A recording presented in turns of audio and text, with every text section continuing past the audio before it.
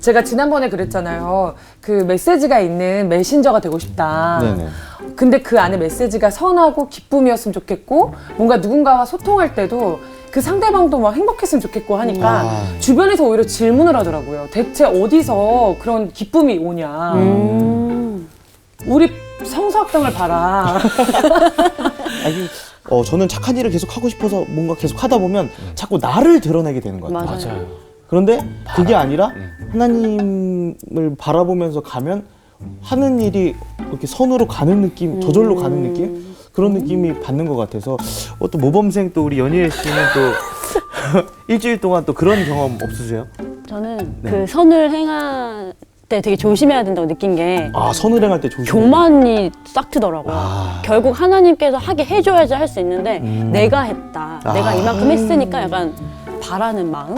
인간적인 마음이 들더라고요. 그래서 조심해야겠다 생각했어요. 기도하는 마음이 진짜 중요한 것 같아요. 겸손. 네, 오늘 말씀 들을 때도 내가 너무 똑똑해서 잘 들린다가 아니라 네, 듣게 해주시니까. 바로 역시. 안녕하세요. 안녕하세요. 선생님 안녕하세요. 네. 뭐 재밌는 얘기들을 하고 있었나 봐요. 저기 나를 드러내는 거에 대한 거에 대해서 좀 경계하는 그런 대화를 좀 가졌었습니다. 예, 교만하지 말고 겸손하자. 맞습니다. 그런. 또 오늘 수업을 들을 때도 너무 집착해서 저 머릿속에 집어넣을 생각 하지 말고 자연스럽게 하나님이, 들어오면 우리 힘으로 안 되니까 네. 머릿속으로 뭐 하나 맞겠죠. 사실은 이제 메신저로 보냄을 받은 사람이 자기를 보내신 분의 메시지를 제대로 전하지 않는 데 문제죠. 네. 이게. 그러니까 보내신 분의 메시지를 정확하게 전달을 해야 하는데 그 말을 전하면서도 메신저는 자기를 도드라지게 할 수도 있어요. 그렇죠. 사람들이 메시지의 원뿌리인 하나님을 바라보지 않고 그 메시지를 전하는 사람인 메신저를 바라보면서 추종하는 그런 경우가 많이 있습니다. 그래서 옛날부터 우리가 자주 사용하는 말 가운데 하나가 이런 거 있죠. 달을 가리키면 달을 봐야지. 그렇죠? 망월, 그렇지? 달을 바라봐야 돼. 근데 우리는 뭘 쳐다보냐면 달을 가리키는 손가락을 바라봐요. 그러니까 메신저의 역할은 손가락입니다. 그렇죠. 그러니까 메신저도 중요해요. 엉뚱한 데 가리키면 안 되잖아요. 네. 그러니까 메신저는 정말 최선을 다해서 자기에게 메시지를 주고 있는 분의 뜻을 받아들여야 하고 그리고 그 뜻을 전하되 내가 드러나지 않도록. 그런데 메시지를 담는 그릇이 마치 자기가 메시지인 것처럼 그렇게 행할 때 사람들은 그 사람을 바라보게 되죠. 네, 그래서 정말 메시지 전하는 사람들이 중요해요. 선생님은 많이 안 어려우세요? 이렇게 메시지를 전하실 때 드러날까 봐 이렇게. 경계를 하죠. 사람들이 예를 들어서 사람들이 뭐 목사님 이렇게 얘기하면은 그렇지 내가 그 정도 대접받을 만하지 이런 생각이 나한테 행여라도 들어온다면 난 망한 거예요. 그건 망한 거예요. 네. 행여라도 들어오면. 네, 그러니까 언제나 자기를 돌아봐야 돼요. 너 아무것도 아닌 거 알지? 네. 사람들이 박수 보내주고 좋다고 그러면은 내가 그런 대접 받을 만하지. 이 순간 영혼의 전락이 시작된단 말이죠. 네, 그러니까 내가 아무것도 아니라는 사실을 나는 알고 있어야 돼. 굳이 나서가지고 사람들한테 아니요, 난 아무것도 아닙니다. 짐짓 겸손함으로 나를 더 드러내는 경우도 있어요. 겸손함으로. 네, 누가 무슨 얘기를 하더라도 흔들리지 않는 자기의 그 중심 이런 게 있어야 하겠죠.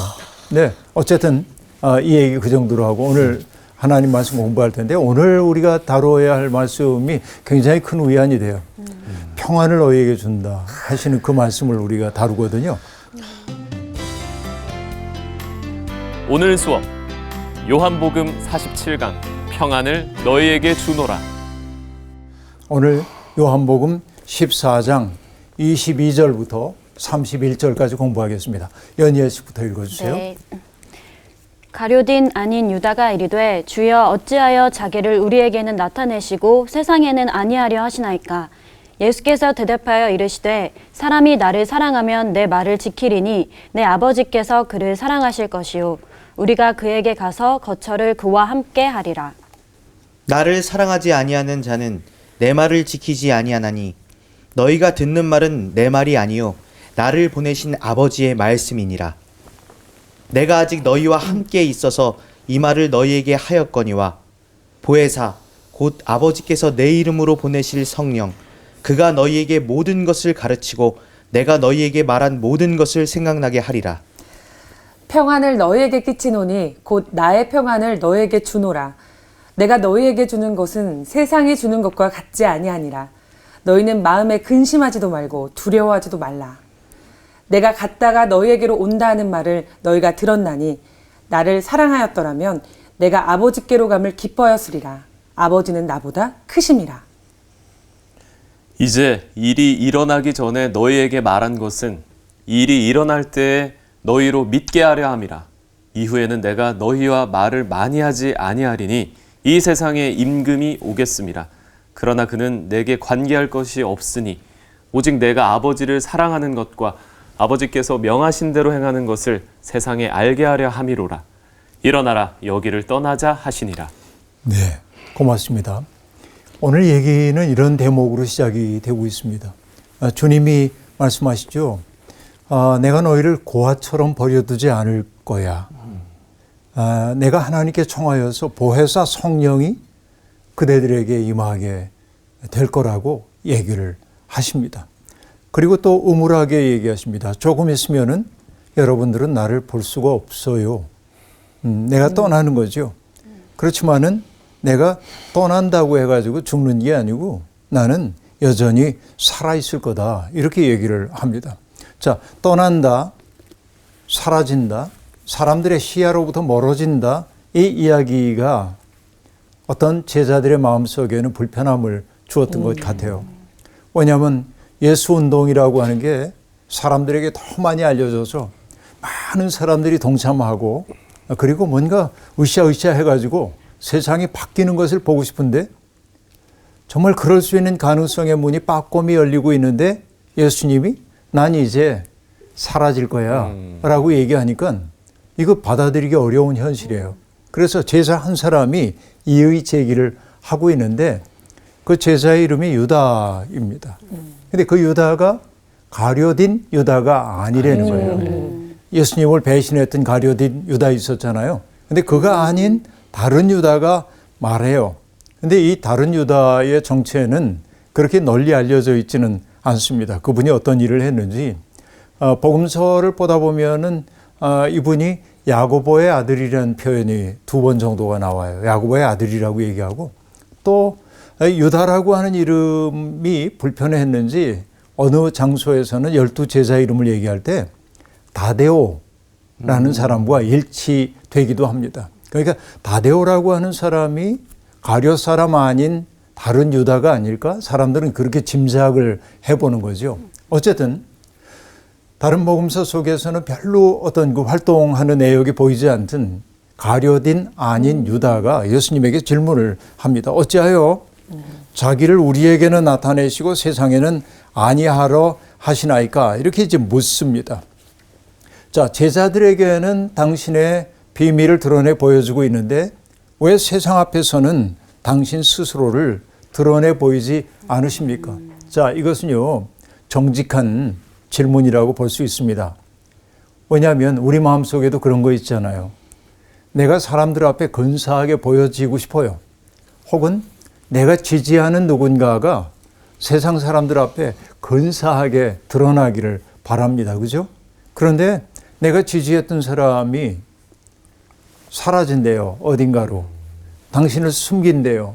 그러면 그의 사라짐은 동시에 뭘 의미하죠? 나의 사라짐도 의미하는 거예요. 사람들이 나를 바라봤던 것은 내가 아니라 그분 때문인데.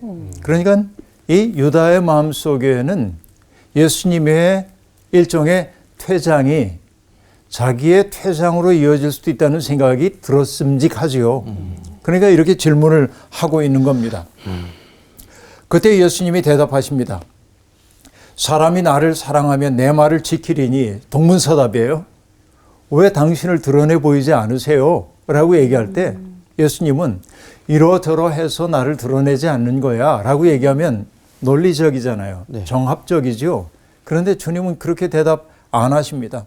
사람이 나를 사랑하면 내 말을 지킬 것이요 내 아버지께서 그를 사랑하실 것이다 라고 얘기합니다. 전혀 다른 얘기를 지금 하고 있습니다. 자, 나를 사랑하는 자는 내 말을 지킨다. 여러분, 말씀 지키는 걸 뭐라고 그러죠? 순종 혹은 순명. 순종 혹은 순명. 명. 그죠? 순 부분 아니죠. 명을 지키는 거예요. 순명하는 거예요. 그 여러분, 우리가 교회에서 순종해야 된다는 얘기 많이 하잖아요. 말씀에 우리가 순종해야 돼. 이렇게 얘기를 합니다. 근데 순종을 뜻하는 영어 단어가 obedience라고 하는 단어가 있는데, 그죠? obedience라고 얘기하는데 이 말은 라틴어에서 ob audire라고 하는 말에서 유래합니다. ob audire라고 말하는데 이 말의 뜻은 뭐냐? 잘 듣는다라고 하는 거예요. audire, audio, audience. 그렇죠?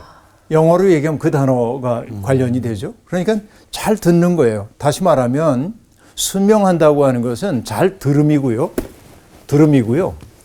듣는다고 하는 것은 경청을 의미하는데 내 삶의 주파수를 하나님께 맞추고 사는 게 순명입니다.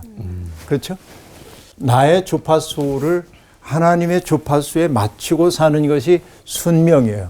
주파수에 맞추기 위해서는 잘 들어야 합니다. 그죠? 예. 여러분, 우리가 오케스트라 연주하는 데 가면은, 네. 그렇죠? 이제 단원들이 쭉 나와요. 무대로 나옵니다. 우리 박수 쳐주잖아요. 그리고 한참 있다가 또 누가 나오죠? 악장이 나옵니다. 바이올린 연주하는 악장이 나와요. 그래서 이렇게 쭉 보고 있다가 얘기를 하면은 첫 소리, 오보에가 소리를 딱 내주죠. 오보에가 맞나요?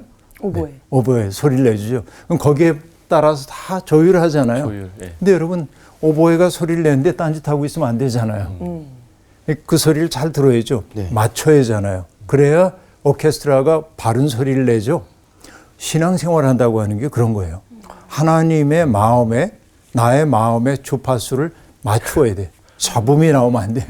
그렇죠? 이게 이제 중요해요. 순명이란 결국 하나님의 주파수에 맞추게 되는데, 순명한 사람들의 삶은 뭐로 나타납니까? 하나님과 함께 사는 거잖아요. 하나님과 함께 살아요. 순명자들의 삶은 뭐냐? 잘 듣는 사람들은 더불어 살 줄 알아요. 더불어 살아요. 여러분, 누군가와 함께 살 때 함께 살기 위해 필요한 것들은 어떤 것들이죠? 희생, 배려, 희생, 배려. 희생 그럼 너무 무겁게 느껴지는데. 이해. 이해. 같이 살기 위해서 희생. 안 하네. 네. 존중. 존중해. 그렇지. 배려, 존중. 배려, 이해, 존중, 예. 관용 이런 관용, 것들이죠. 포용. 그러니까 더불어 산다고 하는 것은 뭘 배우는 거냐?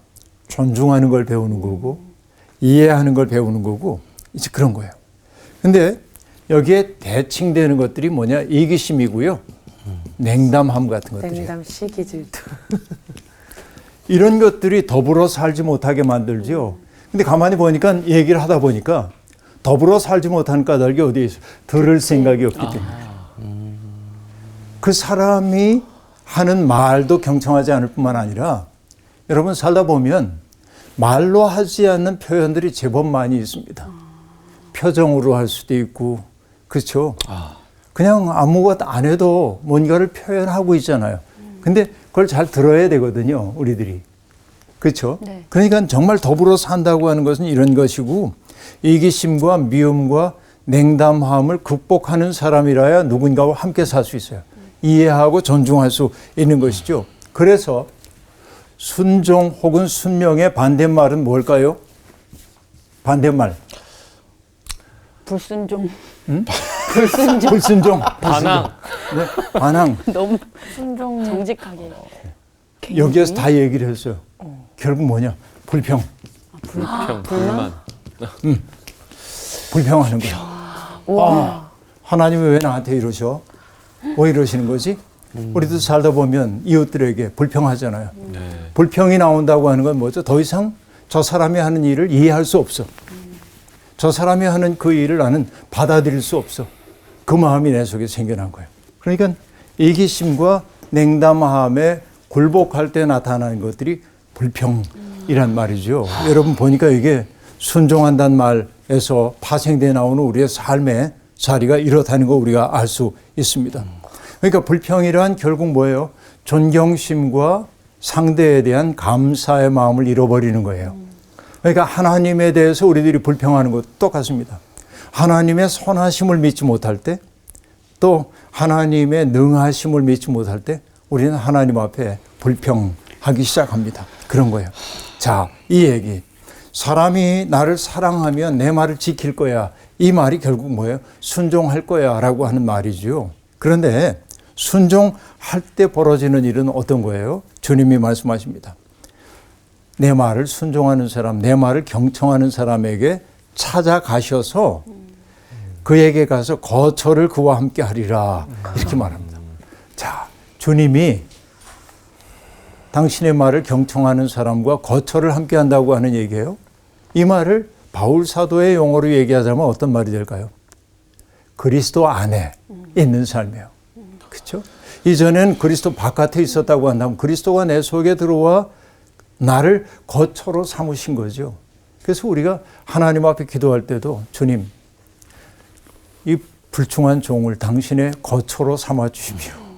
그렇죠? 거처로 삼아달라고 기도해야 하는 까닭이 바로 거기에 있다 하는 얘기입니다. 자, 보혜사 성령께서 우리의 마음속에 오셔서 우리의 마음이 하나님을 향하도록, 우리의 영혼이 하나님의 말씀을 경청하도록 우리의 주파수를 맞춰 주시기를 우리가 기도해야 하는 까닭이 거기에 있다고 얘기할 수 있습니다.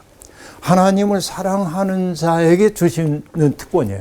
근데 사랑하지 않는 자는 주님의 말씀을 지키지 않겠죠. 네. 그 다음에 25절부터 이렇게 얘기합니다. 내가 아직 너희와 함께 있어서 이 말을 너희에게 하였거니와 보혜사 곧 아버지께서 내 이름으로 보내실 성령, 그가 너희에게 모든 것을 가르치고 내가 너희에게 말한 모든 것을 생각나게 하리라 라고 얘기합니다. 이별의 시간이 지금 다가오고 있습니다. 그러나 이별의 시간이 쓰라립지만은 않을 까닭은 주님이 떠나신 그 자리를 보혜사 성령께서 채워주실 것이기 때문에 그렇습니다. 그런데 그 보혜사 성령님께서 하시는 일이 여기에 뭐라고 지금 얘기를 하고 있죠? 너희에게 모든 것을 가르칠 거다 하고 말합니다. 내 속에 계셔서 내가 어떤 길을 걸어가야 하는지를 가르쳐요. 이게 보혜사가 하시는 일입니다. 또한 중요한 것이 뭐예요? 내가 너희에게 말한 모든 것을 생각나게 할 거다라고 얘기합니다. 여러분, 우리 살다 보면요, 암담한 순간을 만날 때가 있잖아요. 도무지 길이 보이지 않고. 그럴 때 누군가가 내 앞을 좀 비춰줬으면 좋겠잖아요. 네. 1980년 초일 거예요. 그 시대가 참 어려웠던 시대입니다. 그렇죠. 신군부가 들어오고 막 나라가 어지러울 때예요. 젊었던 나는 어떻게 살아야 하는지 한 치 앞도 역사를 내다볼 수가 없었어요. 지금부터 벌써 40년 전이네요. 40년 전. 그러니까 어떻게 살아야 할지 너무 고민이 됐던 것 같아요. 그런데 어느 날 자다가 꿈을 꿨는데 저희 신학교에서 가르쳤던 교수님 가운데 미국 분이 한 분 계셨어요. 그분이 저를 많이 아껴주셨는데 그분이 제게 꿈에 나타나가지고 나를 빙그레 웃으며 바라보세요. 교수님, 도무지 한 치 앞도 내다볼 수가 없습니다. 어떻게 살아야 할지 모르겠어요. 그러자 그 교수님이 이렇게 대답했습니다. 미스터 김, 먼 앞이 보이지 않는다고 절망하지 마. 지금 내딛는 한 걸음을 확실하게 내딛다 보면 전망이 바뀌면서 또 다른 길이 보일 거야. 그러시는 거예요. 너무 생생한 꿈이었어요. 깼어, 바로. 그래서 머리맡에 있던 노트를 집어가지고 적었어요. 그 말씀을. 지금 40년 됐는데 그대로 기억하고 있잖아요. 근데 그 말씀이 오늘도 나의 삶에 어떤 빛이 되어주고 있어요. 나는 이걸 뭐라고 생각하냐면 정말 갈급한 내 마음 속에 성령께서 일으키신 사건이라고 여겨요. 성령께서 그분을 통해 말씀하신 거예요. 살다 보면 내 앞길이 캄캄하다고 느낄 때가 있는데 아무런 길도 없다고 느낄 때 어느 순간 하나님의 말씀이 탁 떠올라요. 어?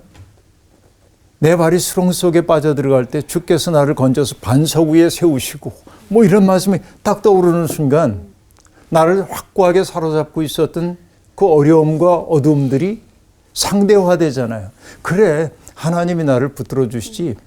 그 말씀이 외부에서 들려온 것이라기보다는 이미 우리는 성경을 읽고 말씀과 접함으로 이 속에 있었어요. 기억의 창고 속에. 잊어버리고 있었죠.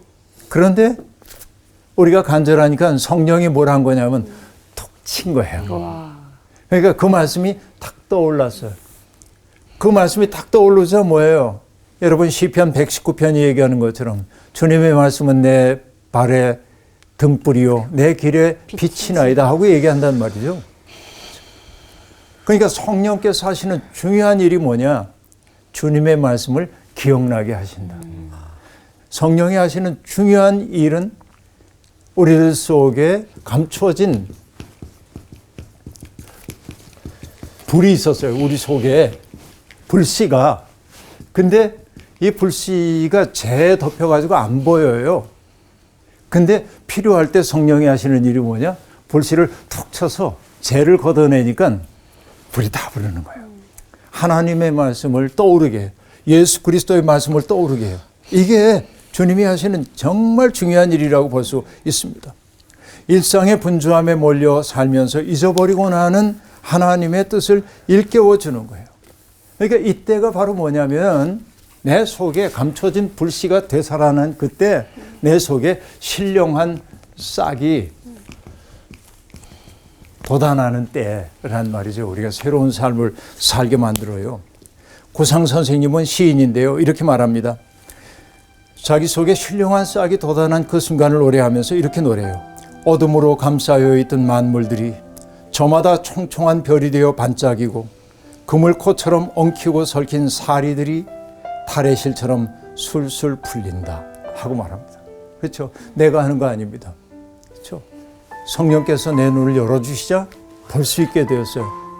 성령께서 내 마음속에 잠들어 있던 것을 툭 치자 그 말씀이 떠오르는 순간 세상이 달리 보이기 시작했어요. 이게 신령한 새싹이에요. 내 속에 이런 신령한 새싹이 돋아나야 돼. 이게 은혜 받음이에요. 와. 자, 그 다음에 이 은혜 속에 있는 사람들에게 주어지는 게 뭐예요? 평안이에요. 이게 바로 뭐냐? 14장 27절입니다. 평안을 너희에게 끼치노니 곧 나의 평안을 너희에게 주노라. 내가 너희에게 주는 것은 세상이 주는 것과 같지 아니하니라. 너희는 마음에 근심하지도 말고 두려워하지도 말라라고 말합니다. 박해가 예상되는 길을 지금 가야 해요. 그런데 예수님은 제자들에게 세상이 주는 것과 같지 아니한 진정한 평안을 주신다고 말씀하고 있습니다. 그렇죠? 세상이 주는 평안은 어떤 거죠? 외적 상황이 바뀔 때마다 요동치는 것입니다. 평화가 있기도 하고 없기도 하는 거예요. 그런 것이죠. 그러나 그 평화는 불안을 내포한 평화로서 지속성이 없습니다. 예수 그리스도가 주는 평안함이라고 하는 것은 외적 상황이 변한다고 해가지고 깜빡거리거나 꺼져버리는 불씨가 아니에요. 그렇죠? 요한복음에서 평화란 종말론적인 구원을 나타내는 단어이기도 합니다. 그러니까 예수님을 통해 세상에 주어진 선물, 우리는 궁극적으로 하나님의 승리에 동참하는 사람이 되는 거죠. 나는 패배하는 것처럼 보여도 패배하지 않는 거죠. 이것이 내 속에 가져오는 평안이 세상이 주는 것과 같지 아니한 평화라는 거예요. 그러니까 상황이 변해도 흔들리지 않는 평화가 내 속에 있으면 얼마나 든든합니까? 그래서 찬송가에 나오는 것처럼 환난과 핍박 중에도 성도는 신앙 지켰네. 그렇죠? 믿음을 지키는 거죠. 환난과 핍박이 내게 있다고 해도 그 환난과 핍박이 내게서 기쁨을 앗아갈 수가 없었죠. 죽음의 공포가 다가온다고 해도 죽음의 공포가 내 속에서 평화를 뺏어갈 수 없죠. 그러니까 결국 이 평화는 그리스도 안에서 하나님과 더불어 누리는 평화라고 얘기할 수 있습니다. 죽음이 생명에 삼키워져 있다는 사실을 아는 사람의 평화라고 얘기할 수 있습니다. 그렇기에 주님은 제자들에게 말씀하십니다. 그러므로 마음에 근심하지 말아라. 그리고 두려워하지도 말아라 얘기합니다. 여기에 근심하다라는 말은요, 헬라어로 타라소라고 하는 말인데 내적인 동요, 내가 흔들리는 상태예요. 그래서 두려움에 사로잡힌 상태가 타라소인데 너희들 두려움에 사로잡히지 말아라. 그 다음에 두려워하지도 말라. 나엘리아오라고 하는 이 말은 겁에 질리다, 용기를 잃다 그런 말입니다. 그러니까 예수님이 제자들에게 유언처럼 하시는 말씀은 박해가 없을 거라든지 어떤 고통도 없이 너희들이 평안할 거야 라는 말이 아니라 앞으로 다가올 불안과 이 고통의 폭풍을 주님은 내다보면서 평안을 너희에게 준대요. 이 말이요. 지금 우린 평화 그럼 뭐예요? 내가 원하는 게 다 이루어져야 하잖아요. 그런데 주님은 지금 내가 원하는 게 이루어지는 때가 아니에요. 오히려 내가 원하지 않은 상황으로 지금 밀려가고 있어요. 그런데 주님이 하신 말씀 제자들에게 나의 평안을 너에게 준다. 그 평화 우리가 누릴 수 있어야 돼요. 그래야 이렇게 불확실함이 많은 세상 살면서도 우리가 마치 사탄이 키질할 때 까불리는 것처럼 까불리지 않을 수 있다는 말이죠. 까분다는 말 알죠? 알겠죠. 까분다는 말이. 아, 저는 너무 까불어서 못 까부는 거 말고 다른 이게 키질하는 거예요. 까분다고 네. 그러잖아요. 까불이. 네. 키질하는 거죠. 이렇게. 네. 키질. 그리고 주님이 또 말씀하십니다. 내가 갔다가 너에게로 온다 하는 말을 너희가 들었나니 나를 사랑하였다면 내가 아버지께로 감을 기뻐하였으리라. 아버지는 나보다 크심이라 하고 말합니다. 자, 갔다가 너희에게 온다 하고 말합니다. 가는 건 뭐죠? 순환이에요. 돌아가면 순환의 현실을 얘기해요. 근데 다시 오시면 승리. 그렇죠? 네. 다시 오시면 승리를 얘기하는 거죠. 너희가 제대로 들었다고 한다면 내가 아버지께로 가는 것을 너희가 기뻐했을 거다. 왜? 요한복음에서 처음부터 우리가 공부했습니다. 예수 그리스도가 영광이라고 말씀하셨던 것은 어떤 것이었죠? 세상 앞에 높임을 받는 게 아니라 보내신 분의 뜻을 완수하고 보내신 분에게로 돌아가서 보고하는 게 완성이고 영광이잖아요. 네. 그러니까 주님은 바로 그때가 됐다는 거예요. 그렇죠? 그런데 그 길이 평안을 통해 나 있는 길이 아니라 고난을 통해 나 있는 길이에요. 장벽처럼 느껴져요. 근데 주님은 이걸 알고 계세요. 이걸 뚫고 나가야 여기에 당도할 수 있다는 사실을. 지금 제자들은 지금 어디에 막혀 있냐면 여기에 막히는 거예요. 우리도 그렇습니다. 신앙생활 하다 보면 주님이 이걸 없애주셨으면 참 좋겠어요. 이거를. 근데 주님은 뭐라고 말씀하시냐면 이거 없애준다고 안 하고 너희가 이걸 뚫고 가야 돼. 이렇게 말씀하실 때가 더 많아요. 그죠? 여기에 신앙생활의 신비가 있습니다. 그래서 히브리서도 말합니다. 히브리서 12장 2절 이렇게 말하죠. 믿음의 주요 또 온전하게 하시는 이인 예수를 바라보자. 그는 그 앞에 있는 기쁨을 위하여 십자가를 참으사 부끄러움을 개의치 아니하시더니 하나님 보좌 우편에 앉으셨느니라. 십자가를 참으시고 십자가에 치를 당하는 그것을 부끄럽게만 여기지 않았어. 하나님의 뜻이 당신을 통하여 이루어지기를 바랬어요. 이게 어떤 것이죠? 하나님의 뜻이 내게 이루어지는 게 뭐예요? 수동이죠. 마치 예수님의 어머니 마리아가 가브리엘 천사의 전언을 들었을 때 주의 계집종이 오니 주의 뜻대로 이루어지기를 바랍니다 라고 말했던 것처럼 수동. 내게 그 일이 벌어지게 되는 거예요. 나중에 요한복음 21장에 우리가 보겠습니다마는 디베랴 바닷가에서 예수님이 제자들과 식탁을 나누신 후에 베드로에게 하신 말씀도 젊어서는 내가 가고 싶은 곳으로 갔는데 이제는 내가 가기를 원하지 않은 곳으로 갈 거야 라고 말합니다. 이게 수동입니다. 내가 원하는 거 아니에요. 그런데 수동인데 어쩔 수 없어서 이렇게 죽지 못해 하는 수동이 아니라 기쁘게 받아들이는 수동이에요. 능동적인 거예요. 이게 주님의 뜻이 나를 통해 나타나기를 바라는 거예요. 이게 뭐야? 히브리서가 얘기하는 것처럼 십자가를 참으사 부끄러움을 개의치 아니하시더니 마침내 부끄러움을 개의치 않았더니 여기를 뚫고 갔어요. 그래서 어떻게 됐다고 얘기합니까? 하나님 보좌 우편에 앉으셨느니라. 그렇죠? 세상 모든 만물을 심판하는 자리에 다시 오셔서 세상을 구원하실 그 자리에 서시는 거죠. 자, 그러니까 십자가의 신비가 여기에 있습니다. 내가 가는 것을 본 그대로 다시 오는 것을 너희가 보게 될 거야. 이렇게 얘기합니다. 그리고 얘기합니다. 아버지는 나보다 크심이라. 이렇게 말합니다. 여러분, 이게 믿음이죠. 제 딸이 뭐 결혼해가지고 이제 애 낳고 잘 삽니다만은 어렸을 때 저는 이 성수학당을 통해 이미 그 얘기 한 적이 있는데 아이 예쁘잖아요, 딸이. 그래서 이제 이 딸아이 유치원 들어가기도 전인데 자리에 누워가지고 애 배에다 발을 올리고 들어 올리잖아요, 이렇게. 비행기 태워주잖아요. 비행기를 태워주는데 약간 불안정하고 무섭잖아요, 이 위에 올라가면. 근데 이렇게 흔드는데도 깔깔거리고 웃어요, 재밌다고.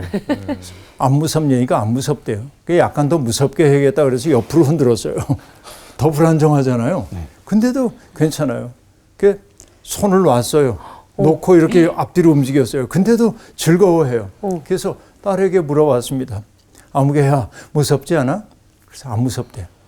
왜? 그랬더니 설마 아빠가 딸을 떨어뜨리려고 그러는 거예요. 진짜. 난 딸에게서 믿음을 배웠어요. 근데 가슴이 뭉클했어요. 나를 이렇게 신뢰를. 진짜. 그렇잖아요. 모든 자식들이 부모에게 그런 신뢰감을 갖잖아요. 내 아버지, 내 어머니가 함께 있으면 난 안심이잖아요. 그렇죠? 이게 신뢰입니다. 그러니까 주님이 지금 하신 말씀이 뭐냐? 내 아버지는 나보다 크시다. 이걸 인정하는 게 믿음이에요. 우리가 믿는 하나님이 나보다 더 커요. 내 생각보다 깊어요. 그렇죠? 이 하나님의 은혜 속에 가는 거예요. 거기에 나를 맡겨요. 신뢰라고 하는 건 맡김이라고 전에도 얘기했었죠? 네. 맡겨요. 맡기고 나면 뭐가 내 속에 옵니까? 자유로움입니다. 내가 나를 어떻게 할 수 없지만 그분이 나보다 나를 더 잘하시는 주님이, 나보다 크신 주님이, 나보다 나를 더 사랑하시는 주님이 내 삶을 선한 길로 인도할 거야. 당장은 왜 이렇게 가시밭길로 날 인도하세요? 왜 이렇게 고통으로 나를 인도하세요? 그러는지 몰라도 우리가 알 수 있는 것은 뭡니까? 사망의 음침한 골짜기를 거닐지라도 해받을 것을 두려워하지 않을 것은 뭐예요? 주께서 나와 함께 하심이라. 이게 예수 그리스도가 보여주는 거예요. 그렇죠? 아버지는 나보다 크심이라. 이렇게 얘기합니다. 이제 일이 일어나기 전에 너희에게 말한 것은 일이 일어날 때 너희로 믿게 하려 함이라. 자, 굳이 말 안 해도 되는 거 내가 얘기하고 있는 까닭은 내 말이 너희들 속에 들어가가지고 아직은 깨달음이 되지 못할 텐데 어느 때가 되면 그 말씀이 깨달아지는 날이 올 거라는 거예요. 그러니까 여러분, 이게 신뢰하는 사람들 사이에 벌어지는 일입니다. 내가 하는 말을 원구 씨가 지금 이해 못할 수도 있어요. 네. 근데 이렇게 말하는 까닭이 뭐냐? 인생의 어떤 때를 만나면 언젠가 그 들었던 말씀이 깨달아져요. 그래서 내 삶 앞을 비추는 빛이 되기도 하는 거예요. 주님은 그래서 제자들이 말귀를 못 알아듣는다고 못난 놈, 그게 안 그래. 많이 들었던 많이 들어보는 답답하다. 그죠? 정말 그 주님의 사랑은 그런 데 있습니다. 우리의 연약함까지 아셔요. 우리가 여전히 귀가 어두운 자라는 것도 아셔요. 그러나 때가 오면 그 속에 내장되어 있던 말씀이 깨달아지는 때가 오고 그의 삶의 변화가 올 것임을 주님도 신뢰해주고 계신 거죠. 이 사랑이 얼마나 깊은지 저는 예수님이 우리의 구세주이지만은 스승으로서의 주님의 모습도 배워요. 아, 나도 이렇게 사람들을 이렇게 대할 수 있으면 얼마나 좋을까? 그 생각이에요. 자, 그리고 말씀하십니다. 이후에는 내가 너희와 말을 많이 하지 아니하리니 이 세상에 임금이 오겠음이라 하고 말합니다. 말이 오히려 소통과 이해를 가로막을 때도 있거든요. 그래서 때때로 많은 설명을 하기보다는 툭 던지듯 말을 던져놓고 그 말이 그들 속에 들어가서 그 말씀이 직접 말하도록 해야 할 때가 많습니다. 자, 우리가 자식들 키우는데요. 애들 야단칠 때도 있잖아요. 그러면 안 된다고. 근데 그 선생님들이 하신 말씀이 있습니다. 길게 말하지 말라는 거예요. 한 소리 또 하고 그러지 말고 짧고 분명하게 야단을 치고 명확하게. 끝내래요. 너 알아들었어? 못 알아들었지? 너 난 말이야. 그리고 또 얘기하고 그럼 애는 이게 그렇게 찔리냐고요. 우리 뭐냐면 얘가 설복당할 때까지 계속 뭔가를 하고 싶어요. 근데 애도 자존심이 있거든요. 그러니까 야단을 치면은 자기가 잘못한 거 알아도 금방 항복하기 싫어요. 그럼 툭 던져놓고 설복시키려고 그러지 말고 그냥 둬. 그럼 스스로 생각해요, 아이들이. 주님도 그 얘기예요, 지금. 내가 너희와 말을 많이 하지 아니하리니 이 세상에 임금이 오겠습니다. 자, 그 세상의 임금은 뭐예요? 세상의 통치자. 사탄의 시간이 시작이 되는 거예요. 하나님의 뜻을 가로막으려고 하는 사탄의 시간이 시작되는 거예요. 그러나 그는 내게 관계할 거 없다. 다시 얘기하면 뭐예요? 그는 나의 자유를 빼앗아갈 수가 없어. 그가 내 마음을 뒤흔들어 놓을 수 없어. 그가 나의 입장을 바꿔놓을 수가 없어. 사탄의 시간이 온다 해도 그렇다는 거예요. 오직 내가 아버지를 사랑하는 것과 아버지께서 명하신 대로 행하는 것을 세상이 알게 하려 함이로다. 내가 그 일을 겪는 까닭은 어디에 있는가? 무력해서 굴복하기 때문이 아니라 하나님의 뜻에 내가 순명하고 있다는 사실을 입증해 보이기 위함이다 라고 얘기합니다. 그리고 주님이 말씀하십니다. 일어나라 여기를 떠나자 하시니라 하고 말합니다. 자, 일어나다 라고 하는 것은 부활이에요. 그렇죠?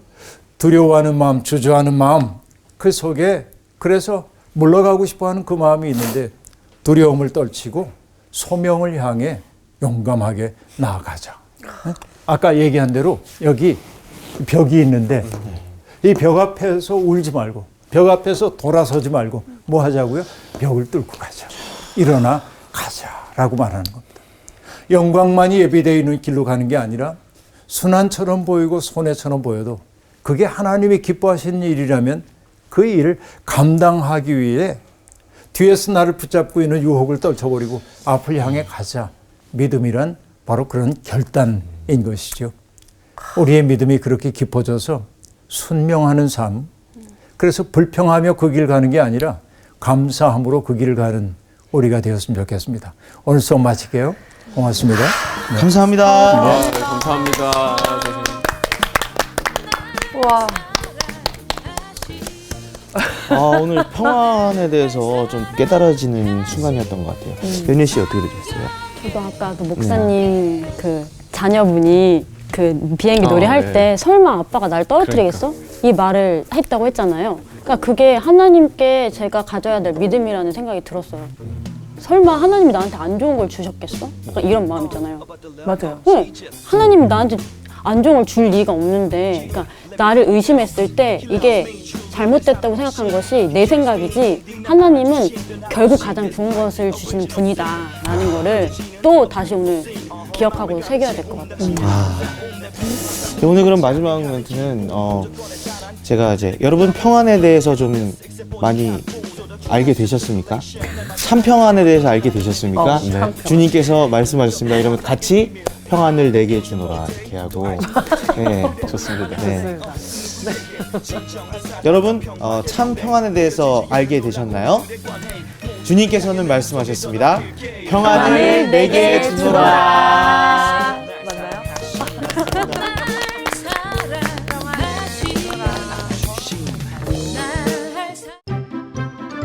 이번 주 퀴즈입니다. 바울은 로마서 9장에서 하나님의 자녀로 여김을 받는 것은 무엇이라고 했나요?